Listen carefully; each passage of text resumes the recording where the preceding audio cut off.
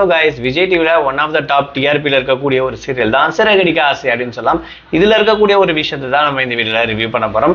நம்ம சேனலில் first time பார்க்குற பர்சனாக நீங்கள் இருந்தீங்கன்னா சிங்கர் ஸ்பேசஸ் அப்படின்னு கொடுத்து நம்ம சேனலை மறக்காமல் சப்ஸ்கிரைப் பண்ணிக்கோங்க. அதை தவிர இந்த வீடியோவை பற்றி உங்களுக்கான கருத்துக்கள் ஏதாவது இருந்துச்சுன்னா தாராளமாக நீங்கள் கமெண்ட் பாக்ஸில் மென்ஷன் பண்ணலாம்.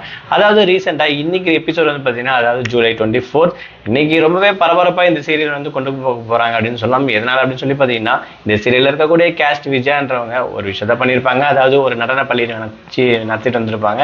அதில் இருக்கக்கூடிய 2 பாய்ஸ் அண்ட் கேர்ள்ஸ் வந்து பார்த்தீங்கன்னா லவ் பிளஸ் அஃபேர் அப்படின்னு மாதிரி கிரியேட் ஆயிருக்கும். அதனால அவங்க ப்ரெக்னென்ட் ஆகிற மாதிரி ஒரு சீன் இருக்கு.